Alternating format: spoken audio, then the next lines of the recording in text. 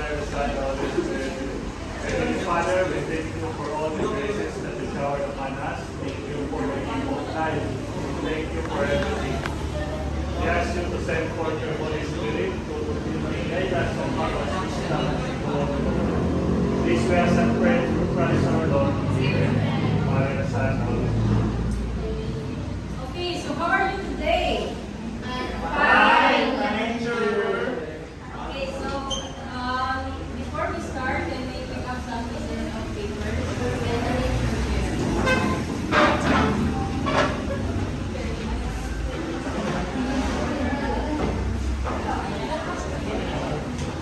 Okay, so in this subject, I have rules.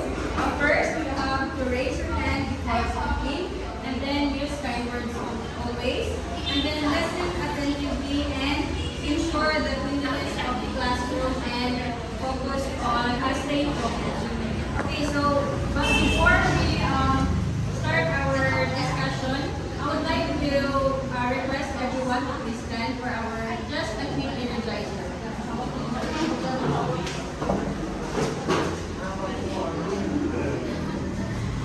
Okay, so first, shake your hands. Front, side, up. Again, front, side, and up. And then, ibilid your sa kakamot. And then, put your left hand. Okay, left hand in your ears. Okay, just stay.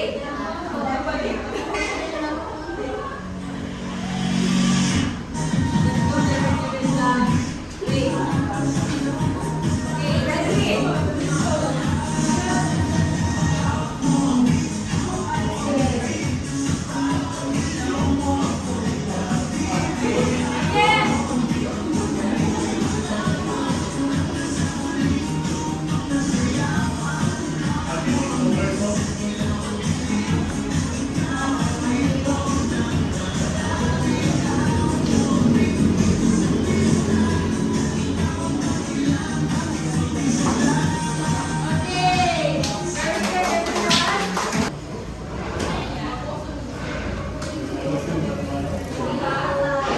Okay, but first, what should you observe in this picture? Computer bar, software, hardware. This one, hardware. User, okay. So, today we will explore the key components of a computer system, the software, hardware, and peopleware. So, understanding these parts is essential in today's digital world as it encompasses us to use technology effectively and critically. So, understanding computer systems, software, hardware, and peopleware. So, I want everyone to please read our objectives. Define the key components of a computer system, software, hardware, and peopleware. Recognize the importance of understanding computer components in today's digital world. Recognize and label the different components of a computer system in an activity. Okay, thank you. So again, these components of my computer system, but are slower and more susceptible to physical damage due to moving parts. And here also is the solid state drives. It uses flash memory with no moving parts. They provide faster read, wide speeds, greater durability, and silent operation, but typically cost more gigabyte than SABS. So another storage device is, you're familiar with this, or the, what do you mean of this? Universal serial bus. Okay. So USB flash drives and external hard drives offer portable data storage solutions. They connect via USB ports, making files transfer between devices easily. So ideal for bulk processing. And storage is where the computer saves information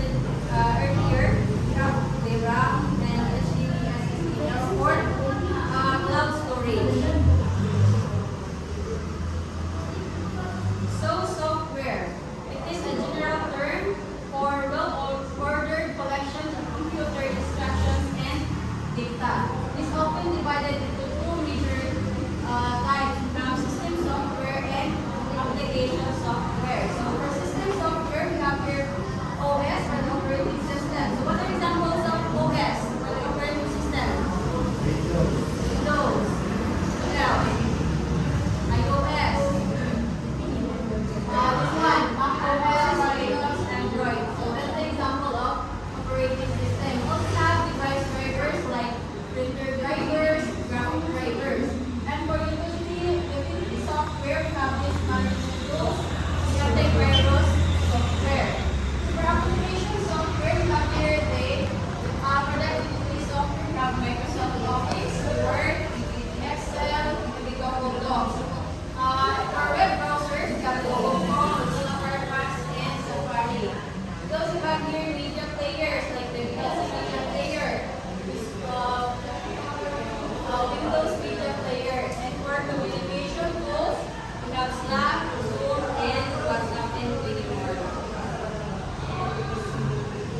Okay, next is the peopleware. So it pertains to anything that has to do with the role of the people in the development or application of the computer. So peopleware can be users, system analysts, programmers, IT support staff, even a teacher or you who will use the computer also called as the peopleware.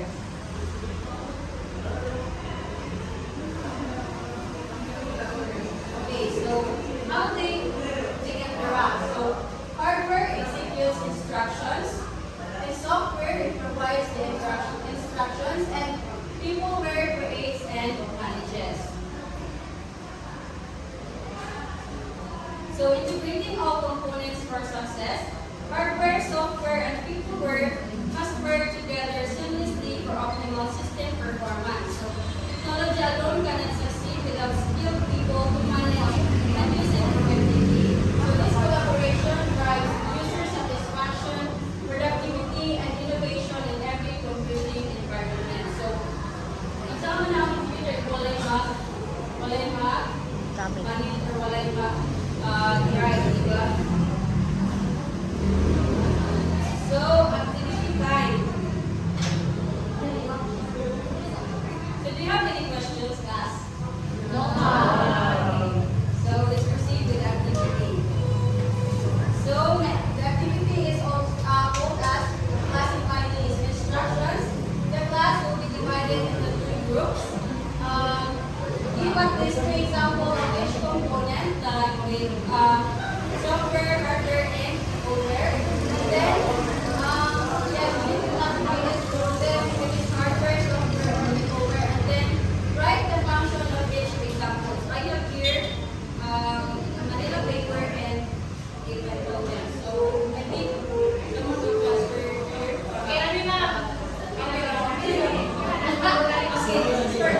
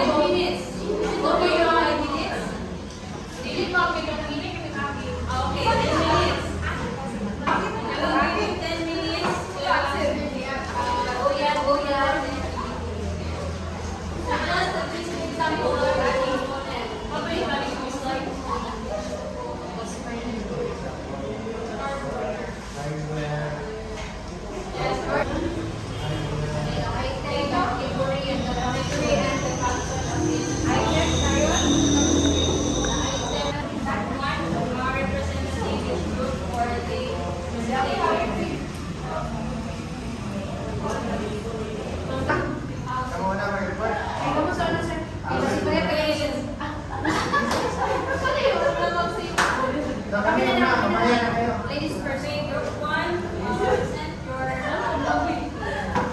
Laura, fast order. Good morning, everyone. Galing ka naman ang pag-ikuan. How? English, ma'am? Yan ang mga excellent. So, for hardware, we have given 2 examples, the speakers and the CPU. For speakers, it will produce audio and sound. For the CPU, or the central processing unit, it acts as the brain of the computer. That's why it's called the processing unit. And for software, we have Microsoft Word, which is more common, and it is also user-friendly. So this Microsoft is input documents or text files.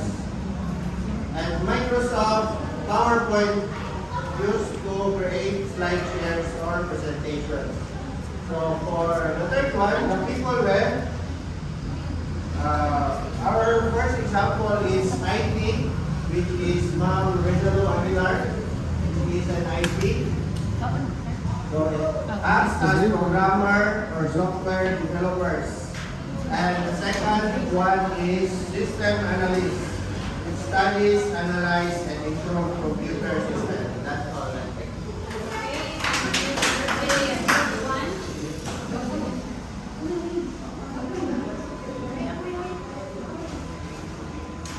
Next would be the group 2. A round of applause to Ma'am Sayuman and Ma'am Regina.